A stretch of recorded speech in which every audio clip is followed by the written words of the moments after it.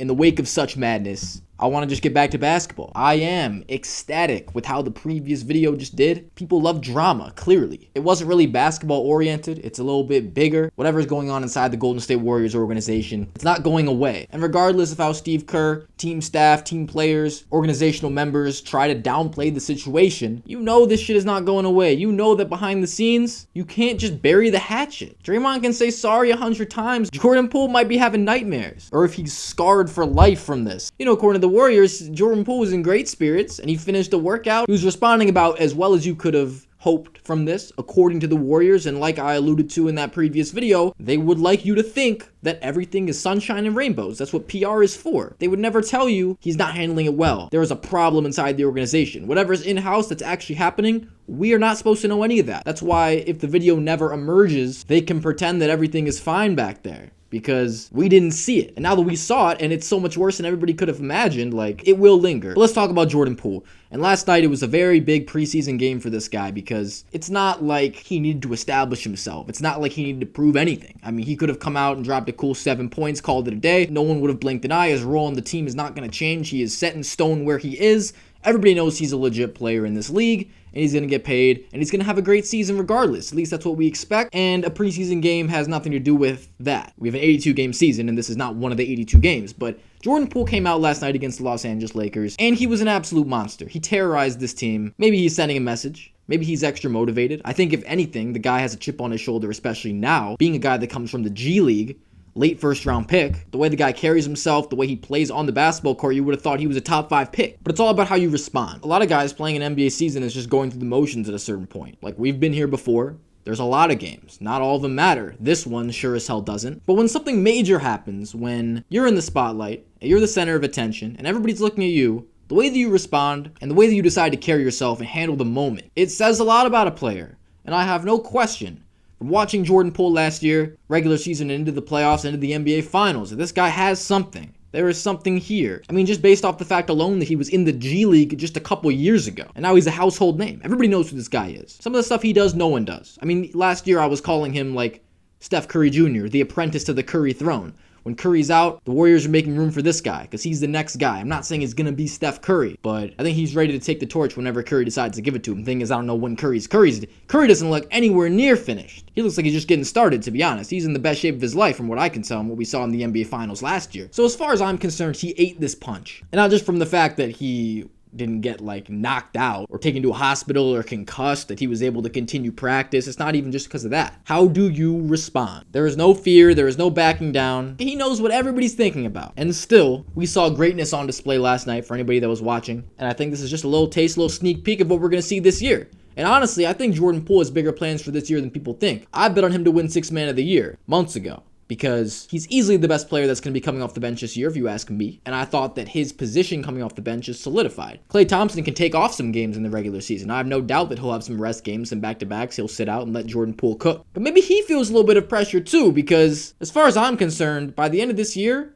that starting spot in the Golden State Warriors is not solidified at the 2 guard. Of course, you're going to want Andrew Wiggins out there. And maybe Draymond's the odd man out. Maybe they find a way to incorporate a lineup. Curry, Klay, Jordan Poole, Andrew Wiggins. And then whoever you want to play at the 5. Whether it's Looney, Draymond in the small ball lineup if that works against who they're playing. Or even if development is good, James Wiseman, at a certain point, could be the dream lineup for this team going forward, and certainly a look into the future of what this team is going to be. Because, as far as I'm concerned, Draymond Green is not going to be in a Warriors uniform next year. And maybe Klay Thompson, with a healthy offseason behind him, he's going to come into this year and be a truly effective star player, good version of himself. Jordan Poole is coming for somebody's starting spot. This guy's just too good of a player to be coming off the bench in the NBA. And really, all it takes is him just to take a little step on defense. Really, if him and Steph Curry as a tandem can handle their defensive assignments while being on the floor at the same time, if the other team has 2 guys that they can stick and not be liabilities, it's going to be hard for this team to be beat. Now, of course, when you play the great teams in the league, there's going to be certain matchups when these guys are on the court together, and one of these guys is just going to get cooked. It's just the reality. If Jordan Poole takes a step forward as a defender, that's great, but he's not going to be a great defender next year. Even if he's an average defensive player, if he can hold his own on the court, that's going to be amazing for the Golden State Warriors, because I'm going to tell you this, he is the best isolation scorer on this team. This might be a hot take to a lot of people. This might be offensive to a lot of people, but the way that Steph Curry scores within an offense is not predicated on isolation basketball in general. He will take advantage of a switch. But a lot of the reason why people criticize Steph Curry, listen, I'm not knocking you for not being the best isolation player in the league. However, you can get a bucket effectively that works for you is completely valid. I mean, how you have 4 rings off of that. It's just about the fact that the greatness of Steph Curry and the way that he decides to create shots for himself and his team is not generally from the ISO position. He's running in circles, running around screens, using screens to find the windows where he can get his shot off and play more like a 2-guard in a lot of offensive situations. Whereas Jordan Poole is a guy, you can give him the ball and he'll just terrorize defenses in isolation. He's getting a lot better at being that pick and roll ball handler too, and I'm really excited to see. I think he can actually bring out the best in a guy like James Wiseman as a roller because of the way he can operate that pick and roll, the herky-jerkiness of, side to side, up and down. He's moving everywhere. There is no place on the court this guy can't move with the basketball. And you don't really know where it's going to be and when it's coming. And you're not going to rip him either. I mean, as far as ball handling ability, him and Steph Curry on the court at the same time, that should give NBA defenses nightmares. But let's just talk about the development from last season. The step that this guy took from the beginning of the year to the end of the year, because even though he's coming off a season where he's averaging double digits, his role was obviously going to be a lot bigger. We were curious to see if he could handle that, being the guy that filled in the shoes of Klay Thompson, because this team coming off the year before, they lost in the play-in and they clearly were not contending for a championship that season. But the fact that he's able to hold his own, and when guys on his team like Klay and Steph get hurt, he could be the guy on this team to run offense. And usually when somebody comes out of nowhere, or maybe a rookie or a guy having a great year, it's out of nowhere because teams weren't really paying attention to him before. When you have film on a guy, it makes it a lot easier to understand his tendencies, to get him to do things that he's not that comfortable with. But at a certain point, Jordan Poole was the guy, and there just wasn't a counter. Because he could get the ball in so many different spots, because he could isolate or run pick and roll play, and he could handle that task of just being the guy to run the play over and over and over again. Not to mention the 3-level scoring ability to break down defense, not lose the ball, and truly strike fear in an opponent defender. I know there are a lot of guys in the league that take pride in their defense. I'm telling you right now, there aren't a lot of guys in the NBA that would like to be on an island with this guy. There is a true fear that he strikes in a defense because he has no fear and he believes he can get a bucket on any player in the NBA. Let's just take a look at that fact. I think that this guy should have been a most improved candidate. I probably would have given him the award. I know there were a couple guys that were definitely deserving as well, but just the ability to take so much of a workload, take so much more defensive attention onto yourself and produce at an even higher level, that is true improvement. He's only 23 years old. He's not in his prime yet. He can take another step this year and has the tools to be one of the best scorers in the NBA point blank period. It's just about the usage. If he's on the court a lot, there is absolutely no limitation for this guy on the offensive end of the floor. What can't he do? He can play on the ball. He can play off the ball. He can shoot from deep range. Of course, we saw that. He has guts, no fear. As I said, take the last shot, take the big shots. We saw him get to the playoffs and then even in the finals. And he's not afraid of anything. He's not afraid of any shot. He's not turning down any shot that he knows he can make. And it ended up benefiting his team tremendously. A big reason why they ended up winning that series is because when he comes off the bench, who can guard him? So the more time that he gets to play on the court with guys like Steph, Klay, even Draymond, that chemistry is just going to build. They're just too talented for this not to work and have another tremendous season. I just think that in year 4, I think he takes another jump in scoring, 22, 23 points per game. It's going to be impossible for Steve Kerr to get this guy off the court for large minutes at a time.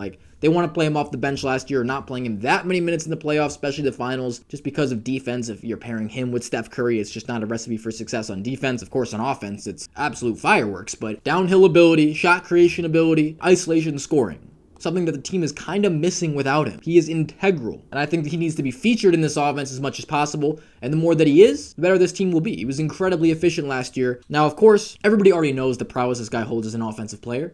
It's no secret to anybody, and defense is everywhere. He's going to be getting the tough defensive assignments whenever he enters the game. So with that being said, I think what really determines how great of a season he has and how important he is come playoff time in the team's rotation is the defense, like I've been alluding to. This is one of the players in the NBA I'm looking forward to the most next year because I expect even more improvement and just one of the most entertaining players that there is in the league. I mean, you can get a little bit of everything from the offensive end watching this guy play. There's so much flair, there's so much finesse, so much guts. It will be interesting as a story, because I just wonder how his role is impacted by that. What I said before about guys trying to downplay the situation, no one inside the Warriors organization to the media has truly condemned Draymond. And it's understandable.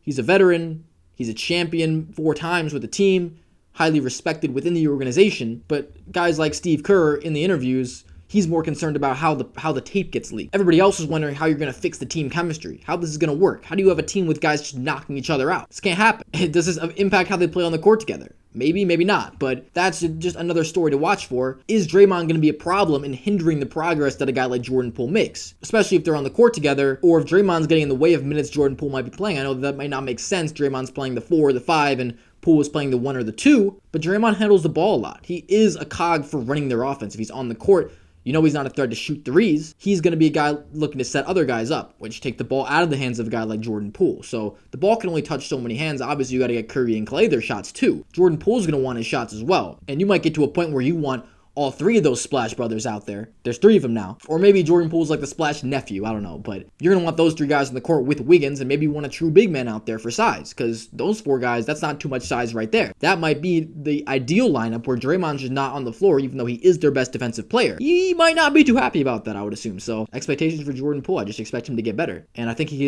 has that fire. And something like this happening to him, it's only going to ignite that and propel him further. From what I can see about him, the type of player that he is, the type of drive that I think a guy like that has. So that's going to do it. This has been Bucketology. Tune in for the next episode. I don't know what it's going to be. But yeah, I hope you enjoyed the video. Peace out.